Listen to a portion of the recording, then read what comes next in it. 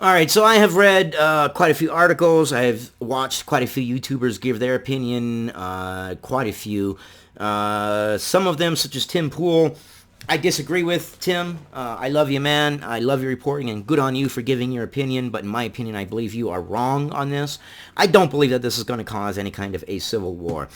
Now, good on Tim. I highly recommend you go watch Tim Pool's video, and in it, he kind of explains, this could be the camel that broke the straw's back, and he goes into Antifa and this and that, but I disagree. I definitely disagree.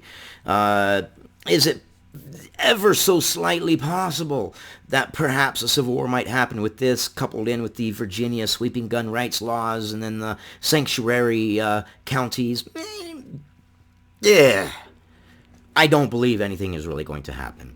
But let's read this, and there's a point in there that I don't agree with that is kind of common sense, but man accused of driving through Republican voter registration tent arrested. No one was injured, thanks God.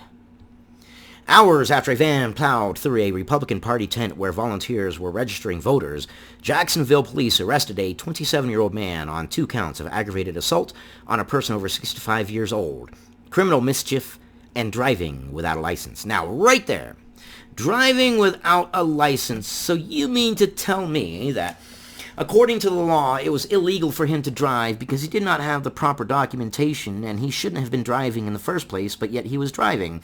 So did making it illegal for him to drive stop him from driving? No, it did not. Will making certain things on guns illegal make criminals stop buying it? No, it'll just make the criminals' weapons boss over everybody else's weapons, and then you're going to have special SWAT teams to respond to every call just in case someone has a gun that is illegal for the normal citizen to have, but they're criminals, so they don't care. Yeah, it's the same thing. He wasn't supposed to be driving. It was illegal for him to be driving. He's driving. You make certain things with guns illegal. Citizens won't have them, but guess what? Criminals will. Imagine playing a video game and you get a little pea shooter and all the NPCs get like rocket launchers and flamethrowers and all kinds of cool stuff. Well, their stuff is boss. That's where it's coming to.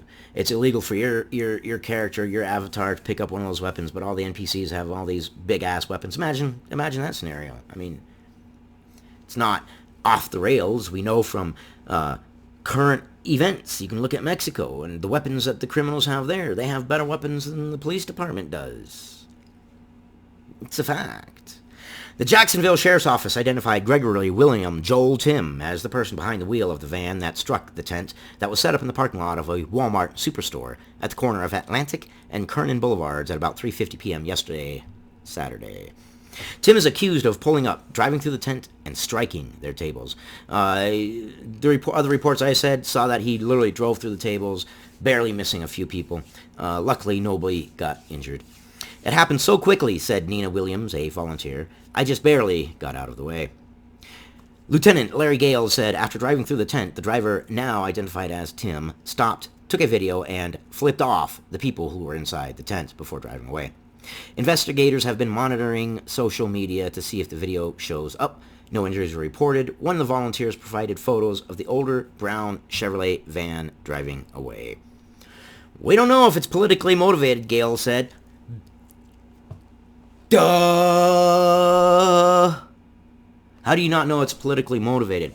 He drove through a GOP volunteer tent that was signing up people to vote, and, they were shilling for the Republican Party. This guy drives the van, gets out, starts recording it, and starts flipping them off.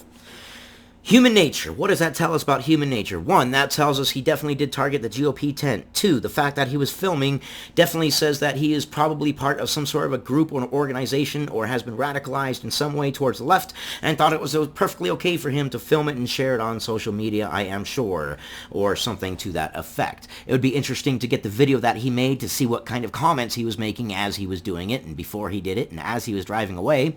But I almost guarantee you it was something to the effect of Orange Man bad and Orange Man supporters bad, or something along those lines. And then the fact that he flipped them off was his way of adding salt into the wounds and showing his own personal defiance against a group that he politically disagrees with. All of which is a bad idea. If you politically disagree with somebody, do it verbally only and keep your verbology to logic, reason, and truth, and you'll be just fine. In fact, you might even change some minds, which could be good, because people living in an echo chamber, my God, man, these echo chambers are just, they're killer. They are killer. People believe in them so bad that you can come up with proof until you're blue in the face and they look at you like you've got two heads. But that doesn't make us stop. We continue telling truth, and we continue reporting on truth to the best of our ability, and hope that at some point, sometime, somewhere, somehow, we break through. When police weren't ready to make that connection, the incident was quickly condemned as a political attack by both Republican and Democratic leaders in Jacksonville, Florida, 2 U.S. senators, and even President Donald Trump. Good on the Democratic Party for saying that it was a political attack. Obviously it was. I understand the need for caution, but at this point, the evidence says that it is, and right now it just makes the police look like bumbling buffoons. Is it a political attack? Gee, I don't know. He rammed into a GOP tent, tried running over people, got out, videotaped, flipped them off, and then fled. What? My God. What did good old Donald J. Trump? Law enforcement has been notified. Be careful, tough guys, who you play with. These unprovoked senseless attacks on @Real Donald Trump's supporters need to end. I want to echo the Duval GOP in saying we will not be silenced by cowards, and these disgusting acts will only make us work harder to win November. And I believe they are right. Complacency, that was the bane of the existence for Clinton when media and everybody came out and said she's got it in the bag, there's no way that she's going to lose, and people said, well, I'm not going to go vote. I'm not going to go vote. But acts like this are going to solidify the Republican base. It will actually make them come out in force and vote, because history has shown us when things like this happen. I mean, this guy may as well have been a undercover Republican trying to boost the Republican Party. I mean, quite honestly, that's the effect that it's going to have, and we all know it because history. Those who do not know their history are doomed to repeat it. And if this guy had known his history, he would have known that if you attack a group politically, you actually solidify the group. And not only that, you bring in outsiders such as moderates who haven't made up their mind. It's the underdog syndrome. People root for that underdog. Yes, people vote for a winner, but people root for the underdog. And things like this, they make the Democratic Party and the left look bad, and they make the right look like victims, and, well, it's going to solidify their base. But all those are my opinions. I am here for your opinion and what you think of it. Let me know what you think and give me a thumbs up, because YouTube hates me. I'll see you guys on the next one.